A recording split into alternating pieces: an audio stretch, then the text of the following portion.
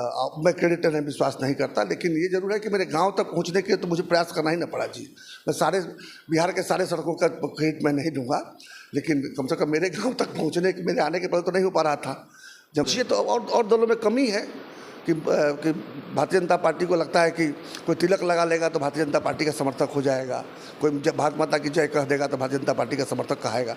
ऐसी कोई बात नहीं। हर हिंदुस्तानी को जनता अपने विकल्पों पर विचार करती है और तय करती है कि किसको भेजना है। सर, आप महाराजगंज के लिए क्या कीजिएगा? अगर जीत जाइएगा, जनता आपको प्यार स्नेह देती है तो क्या कीजिएगा? प्लान खास नहीं करेंगे, सिर्फ प्रयास करेंगे। जो भी चीज़ मुझे लगेगा कि इसको ठीक करना चाहिए, इसको ठीक करने का प्रयास करेंगे। 4 दिन पहले 11 तारीख को एक कॉन्फ्रेंस होता है पटना में, और उस कॉन्फ्रेंस से गर्माहट बढ़ जाती है महाराजगंज लोकसभा चुनाव में। वो कॉन्फ्रेंस कौन करता है मैं बता देता हूँ। सारण के एमएलसी इंजीनियर सच्चिदानंद राय जी पटना में कॉन्फ्रेंस करके बताते हैं कि हम निर्दलीय चुनाव महाराजगंज से लड़ेंगे। वर्तमान में ये सारण के एमएलसी हैं और ये महाराजगंज से चुनाव लड़ेंगे। सर, आप पहले मैं आपकी जीवनी पर आ जाता हूँ। आप एक किसान फैमिली से, आपके पिताजी मैंने सुना है, पढ़ा भी है कि एक टायर बैल हाँकते थे, किसान फैमिली से थे, और आप यहाँ से प्राथमिक शिक्षा ग्रहण किए, फिर खड़गपुर गए, इंजीनियरिंग किए, फिर कई राष्ट्रीय अंतर्राष्ट्रीय कंपनियों में काम किए, फिर 890 करोड़ रुपया चुनाव आयोग को दिखाना, अचल संपत्ति चल संपत्ति मिलाकर बहुत बड़ी बात। मतलब लोग दिखाते हैं कि 1 करोड़ 2 करोड़ होता है, 100 करोड़ दिखाता है, 1 करोड़ 2 करोड़ बहुत कम दिखाता है। फिर आज आप आईटी सेल कंपनी के रियल एस्टेट के मालिक हैं। यहाँ तक कि सफ़र कैसे शुरू हुआ? पहले ये तो पहली बात तो मैं किसी राष्ट्रीय अंतर्राष्ट्रीय कंपनियों में काम नहीं किया हूँ। मैं 18 दिन हिंदुस्तान मोटर में नहीं, उसने गलत लिख दिया था, हमने नहीं कहा था। हम 18 दिन केवल एक राष्ट्रीय कंपनी में काम किए, और इसके बाद से हाँ, अंतर्राष्ट्रीय यात्रा बहुत हुई है। मेरा अपना खुद का कार्यालय न्यूयॉर्क में हुआ करता था। लंदन में भी ऑफिस खुलने ही वाला था, तब तक वो वर्ल्ड ट्रेड सेंटर वाली घटना हो गई, हम ऑफिस नहीं खोल पाए। तो वैसे काफ़ी दुनिया देखे हुए हैं, दुनिया घूमे हुए हैं, अमेरिका में रहे हुए हैं, वो बात बिल्कुल सही है। और जहाँ तक आपने कहा वो 980 करोड़ या 890 करोड़ 890 करोड़ है, वो असल में पूरा आप एक ही आंकड़ा दिखा रहे हैं। दोनों जोड़िएगा तो अंत में 1108 करोड़ का हमने हलफनामा दिया था, क्योंकि वहाँ झूठ तो नहीं बोल सकते, जो संपत्ति है तो दिखाना ही पड़ता है। नहीं, एफिडेविट में, एफिडेविट का 2 पार्ट है। तो एक पार्ट में आपने 890 देख लिया, और उसके अलावा जो ज़मीन का वैल्यू जो अलग से जोड़ा हुआ है कि वो जो ज़मीन पर भी प्रोजेक्ट नहीं हो रहा है, वो सब जोड़कर 1108 हो जाता है। तो टोटल 1108 था। अभी पता नहीं कुछ और होगा, घट गया होगा, बढ़ गया होगा। तो कंपनी हमने शुरू जरूर किया था। फिर हम बिज़नेस जो हमारे बेटे देखते हैं, और चूँकि परिवार में ही पूरा है तो पूरे परिवार का है, वो मेरा अकेले का नहीं है। मैं, मेरी पत्नी, मेरे बेटे बेटी सब मिला जुला के उतना है, वो हमने किया है। यहाँ से आईआईटी का सफ़र आसान नहीं था, और कोई कहे कि हमने कर दिया है तो गलत कहेगा। ये सब चीज़ें जब भी प्राप्त होती हैं तो ईश्वर की कृपा से होती हैं। निश्चित रूप से कृपा रही ईश्वर की कि हमने पढ़ाई भी जब किया तो हमको आईआईटी तक का सफ़र करने को मिला। बिज़नेस भी किया तो इस तरह का हलफनामा देने लायक हुआ। राजनीति में भी हूँ तो आज 2 बार से जीता हूँ। टिकट कटने के बाद निर्दलीय भी 56% वोट लेकर जीता। तो भगवती की बहुत कृपा रहती है हमारे ऊपर में, मैं ऐसा मानता हूँ। और जो भी ये प्राप्त हुआ है भगवती की कृपा से ही प्राप्त हुआ। छठ का दिन है, छठी मैया के आशीर्वाद से, छठी मैया की कृपा से प्राप्त हुआ है। और इसके लिए मुझे कभी भी कोई घमंड नहीं है कि मैंने किया है, क्योंकि मैं कर ही नहीं सकता था। एक गरीब घर का बच्चा और महुआ के पेड़ के नीचे बुढ़िया और स्लेट लेके जाके पढ़ने वाला बच्चा एक ऐसे विद्यालय से आईआईटी गया जिसमें आज तक कोई नहीं गया, ना मेरे पहले कोई गया, ना मेरे बाद गया। तो निश्चित रूप से भगवती की कृपा के बिना थोड़ा ही होता है, मैंने थोड़ी कर दिया है। इतने बड़े बिजनेसमैन थे जब आप राजनीति में नहीं आए थे, फिर आपको क्या लगा, कैसे आप मन में क्या आया कि आप राजनीति में पहली बार जब विधानसभा चुनाव लड़े थे निर्दलीय, मतलब आप क्या सोच कर राजनीति? एक समय आया तो हमने महसूस किया कि अब मेरे बच्चे बड़े हो गए हैं, अब उनको अपना कारोबार संभालना चाहिए। कोई नौकरी वाले तो थे नहीं कि रिटायरमेंट के तक इंतजार करते, या फिर मेरे बेटे को नौकरी तो मिलती नहीं। क्योंकि बिजनेस वाले थे, हमने देखा कि हम अब इस जगह पर व्यवसाय है कि बेटे हमारे संभाल सकते हैं, तो उनके हवाले करके मैं फिर सोचा कि अब गाँव की तरफ चलना चाहिए। वो गाँव, इस गाँव ने मुझे यहाँ तक पहुँचाया, उस धरती में जन्म लेकर मैं यहाँ तक पहुँचा। उस गाँव में कुछ कमियाँ हैं, उसको ठीक किया जाए। तो आकर मैंने इस विद्यालय की स्थापना की जहाँ भी आप खड़े हैं। और जब विद्यालय की स्थापना करने गए तो बहुत से अड़चनें आई। हमने देखा कि राजनीतिक हस्तक्षेप जरूरी है इसमें। तो मैंने कहा कि मैं स्वयं राजनीति में प्रवेश करता हूँ, पूरे दिन करूँगा क्या। तो फिर राजनीति में प्रवेश किया। पहला चुनाव तक केवल अनुभव के लिए लड़ा था। इसके बाद से भारतीय जनता पार्टी ज्वाइन किया और 2015 में पहली बार जो है विधान परिषद चुनकर गया। फिर 22 में दूसरी बार जब भारतीय जनता पार्टी ने टिकट नहीं दिया तो निर्दलीय लड़के चुना गया। और देखा होगा आपने, विद्यालय बना, बहुत से यहाँ पर विकास के कार्य मैंने अपने दम पर किया, सरकारी नहीं। फिर सड़क बना, सरकार से मिलकर मैंने सड़क बनवाई। आज छपरा से गांव तक आने में कहीं ब्रेक नहीं लगाना पड़ता है। इसके पीछे कहीं ना कहीं मेरा भी प्रयास रहा है। सरकार ने बनाया है, मेन रोड भी सरकार ने बनाया है, पैगम्बरपुर से जो सिवान वाला रोड है भी सरकार ने बनाया है। लेकिन मैं लगातार इंजीनियरों के पीछे लगकर उनको ठीक करवाना, नहर पर सड़क पर ठीक। सांसद बताते हैं कि ये मेरे प्रयास से कई ठीक है, वो तो देखिए क्या है ना कि एक ही काम के लिए कई लोग प्रयास करते हैं। तो मैं क्रेडिट लेने में विश्वास नहीं करता, लेकिन ये जरूर है कि मेरे गांव तक पहुंचने के लिए तो मुझे प्रयास करना ही ना पड़ा जी। मैं सारे बिहार के सारे सड़कों का क्रेडिट मैं नहीं दूंगा, लेकिन कम से कम मेरे गांव तक पहुंचने के, मेरे आने के पहले तो नहीं हो पा रहा था। जब मैं बना हूँ यहाँ का विधान पार्षद उसके बाद ही हुआ है। ये हुआ हमारे चेवड़ा से होते हुए सड़क जो है मणिपुरा तक गया, ये सब हुआ। कुछ और भी। और बिहार के विकास के लिए, बिहार के बच्चों को पलायन के रोकने के लिए, बिहार के स्वास्थ्य, शिक्षा और रोजगार के लिए मोदी जी ने कभी कोई एक बैठक तक नहीं की है।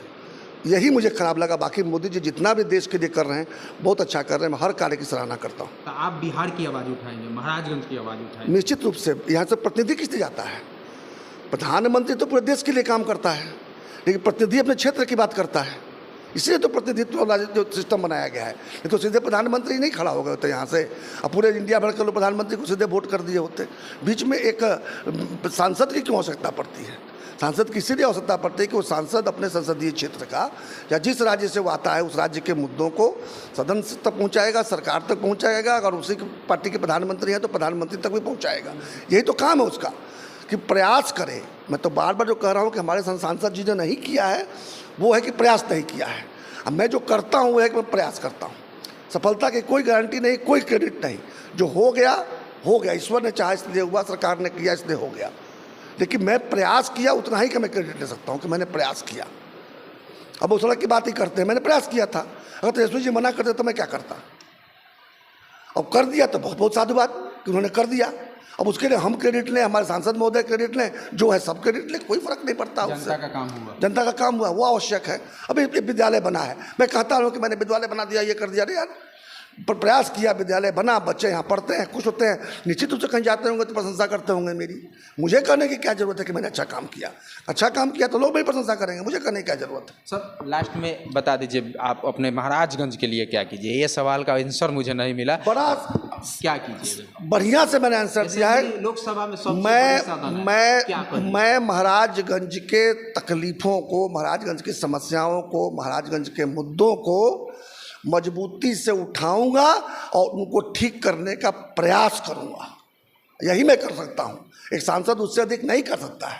किसी भी सांसद से जो अपेक्षा कीजिएगा यही कीजिएगा कि अपने क्षेत्र के मुद्दों के लिए प्रयास करेगा, तकलीफों को ठीक करने का प्रयास करेगा, समस्याओं का हल निकालने का प्रयास करेगा।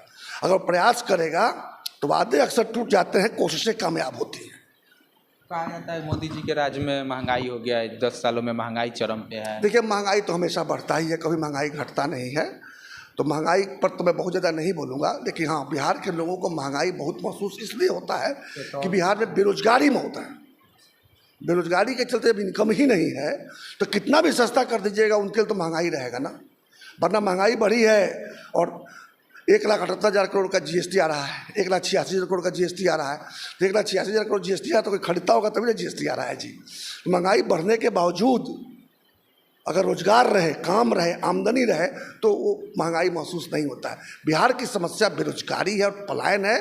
महंगाई तो पूरे देश में है, पूरे विश्व में है, तो उससे क्या फ़र्क पड़ता है? अगर जेब में पैसा हो तो महंगाई महसूस नहीं होगा, कोई महंगाई पर महसूस नहीं होगा।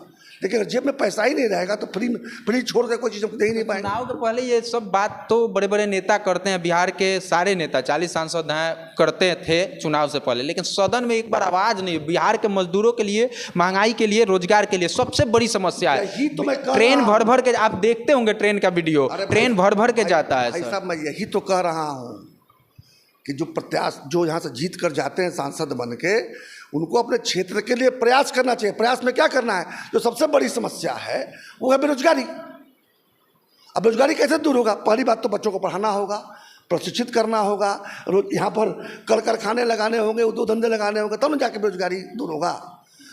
एक काम ठीक करने जाइएगा, अपने आप सब काम ठीक हो जाएगा। यहाँ के लोग बेरोजगार ना हो, पलायन ना करना पड़े, इसी को अगर सामने रख के हम प्रयास करेंगे तो बाकी चीज़ें अपने आप ठीक हो जाएंगी। बहुत लंबा चौड़ा कुछ बोलने की ज़रूरत नहीं है।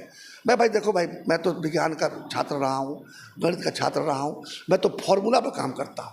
मेरी समझ से सिंपल फार्मूला है कि बिहार के समस्या को आइडेंटिफाई कीजिए, जो है बेरोजगारी और पलायन, और उसको ठीक करने के लिए प्रयास कीजिए, बाकी चीज़ें अपने आप ठीक हो जाएंगी। बहुत बहुत धन्यवाद। Thank you sir. ये सारण के एमएलसी सच्चिदानंद राय जी थे, जो हमसे बात कर रहे थे। मोदी जी से कोई उनका सारा काम अच्छा लगा, लेकिन बिहार के मुद्दों पर एक भी बार मीटिंग बैठक नहीं किए वो।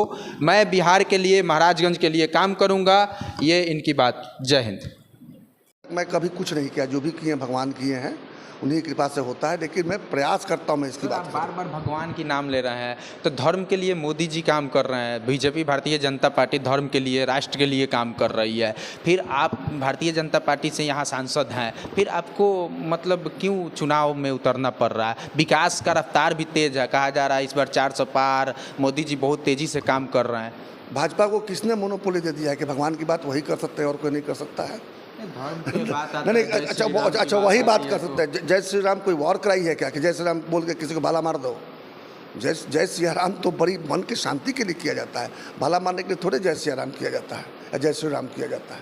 इसलिए हमको उस पर मत खींचिए। तो और दलों में कमी है कि भारतीय जनता पार्टी को लगता है कि कोई तिलक लगा लेगा तो भारतीय जनता पार्टी का समर्थक हो जाएगा, कोई भारत माता की जय कह देगा तो भारतीय जनता पार्टी का समर्थक कहेगा। ऐसी कोई बात नहीं। हर हिंदुस्तानी को भारत माता की जय कहना चाहिए और हर हिंदू को तिलक लगाना चाहिए, हर हिंदू को जनेऊ पहनना चाहिए। इसमें कौन सी बड़ी बात है? कि किसने कहा है कि किसी एक दल के लोगों को ये अधिकार मिला हुआ है? भाई, भारतीय जनता पार्टी शासन में नहीं थी उसके पहले यहाँ के लोग जय श्री राम नहीं कहते थे, यहाँ के लोग जो है तो तिलक नहीं लगाते थे। जो आपके सामने प्रत्याशी हैं सर, सिग्रीवाल जी सांसद हैं लगातार 2 बार से, तीसरी टर्म भाजपा ने भरोसा जताया है, कभी वो चुनाव हारे ही नहीं, फिर आप उनके सामने चुनाव लड़ रहे हैं, लग रहा है आपको कुछ? देखिए, पहली बार तो लोग धोखे में उनको जिता दिए थे, उसमें कोई संदेह नहीं है। जब निर्दलीय लड़े थे सन 2000 में, तो जिन लोगों ने साथ दिया उन्हीं को धोखा दिए। लोग कहते हैं आज कि हमने जिता दिया और उसने हम ही को नुकसान पहुंचाया, तो वो तो छोड़ दीजिए। अब 2005 से तो फिर तो चल ही रहा है, भाजपा का ही लहर चल रहा है, भाजपा के कैंडिडेट के रूप में खड़ा होते हैं। देखिए, लहर में होता क्या है ना, कभी सामने अगर कोई रोकने वाला ना हो ना तो लहर दिखता है। जैसे ही सामने कोई रोकने वाला देखता, बड़ी बड़ी नदियों को बांध दिया जाता है तो पानी को रुक जाना पड़ता है। तो मैं वही बांधने जा रहा हूँ। लहर सब जगह रहेगा, महाराजगंज में नहीं रहेगा। आपके पास योजना क्या है, मतलब उनको रोकने के लिए कोई प्लानिंग क्या है? कोई प्लानिंग, कोई योजना नहीं है। बस महाराजगंज की जनता का विश्वास और स्नेह अपने तो होगा, आप मन में बैठे। अब ये देख, कॉन्फ्रेंस कर रहे थे, चुनाव लड़ने जाते हैं तो रणनीति बनाते ही हैं, वो रणनीति तो हम बनाएंगे ही, लेकिन सब रणनीति रखी रह जाएगी अगर जनता का स्नेह और आशीर्वाद आपके साथ ना हो तो मेरा मुख्य जो ताकत है वो महाराजगंज की जनता का स्नेह आशीर्वाद है। निश्चित रूप से उसको वोट तक ले जाने में, वोट में तब्दील करने के लिए जो रणनीति बनाई जाती है वो सारे बनाएंगा, मैं भी बनाऊंगा। आपको लगता है एमएलसी चुनाव और ये लोकसभा के चुनाव दोनों में बहुत काफ़ी अंतर होता है? अच्छा, डिफरेंस चुनाव। अच्छा, मैं जब तक एमएलसी का चुनाव नहीं जीता था तब तक कभी कोई सोचा था कि छपरा से कोई भूमिहार जीत भी सकता है? तो जीते ना 52% लेके। दूसरी बार कभी कोई कल्पना किया था कि निर्दलीय लड़के में जीता जा सकता है? लेकिन निर्दलीय लड़के जीते ही नहीं। 56% आज तक इंडिया के किसी चुनाव में, किसी भी विधान परिषद या लोकसभा के चुनाव में कोई निर्दलीय पूरे इंडिया में 56% वोट कभी नहीं पाया है। वो भी हुआ, तो इस बार भी जब जीतेंगे तब लोग मानेंगे कि हाँ जी हो सकता है। जब तक ओम प्रकाश यादव नहीं जीते थे क्या? शहाबुद्दीन जी को हरा कर सिवान में जीते थे 2009 में, निर्दलीय जीते थे ना। तो ऐसी कोई बात नहीं कि होता नहीं है। हाँ, महाराजगंज में नहीं हुआ, इस बार होगा। तो महागठबंधन जो है उसका कैंडिडेट अभी फिक्स नहीं हुआ, तो महागठबंधन से भी तो कैंडिडेट आएंगे और भी कई निर्दलीय लड़ेंगे। खैर उतना ही थोड़ी रहेगा। चुनाव में 1 या 2 आदमी थोड़ी खड़ा होता है, चुनाव में तो कई लोग खड़े होते हैं। फिर जनता अपने विकल्पों पर विचार करती है और तय करती है कि किसको भेजना है। सर, आप महाराजगंज के लिए क्या कीजिएगा? अगर जीत जाइएगा, जनता आपको प्यार स्नेह देती है तो क्या कीजिएगा? प्लान खास नहीं करेंगे, सिर्फ प्रयास करेंगे। जो भी चीज़ मुझे लगेगा कि इसको ठीक करना चाहिए, इसको ठीक करने का प्रयास करेंगे। महाराजगंज के जो सांसद है 10 साल में क्या नहीं किए कि आपके मन में ऐसा? प्रयास ही नहीं किए। प्रयास नहीं की। कुछ भी करने का प्रयास ही नहीं किए। जैसे एक कॉन्फ्रेंस में उन्होंने बताया कि मलमलिया में फ्लाईओवर, आईटीबीपी लाना, केंद्रीय विद्यालय में सीट बढ़वाना, ये सब बहुत सारे काम, चेतन छपरा से खाकी मठिया होते हुए रोड, जलालपुर रोड, जो आपने बोला कि मेरा भी प्रयास है, ये सब मेरा प्रयास नहीं है। ये असेंबली के अंदर 2016 में मेरा प्रश्न था, पहले मैंने पत्र दिया था, बाद में मैंने प्रश्न किया। अब माननीय तेजस्वी यादव उसमें सड़क मंत्री हुआ करते थे, वो खड़ा होकर उन्होंने मैं 3 सड़कें जो कही थी, हाँ जी, एक बसडीला से जो है वो जलालपुर होते हुए नगरा तक, और दूसरा एकमा से शुरू करके और नगरा होते हुए क्या कहते हैं कि शाहपुर तक, और एक जो है गरखा से चिरांद तक।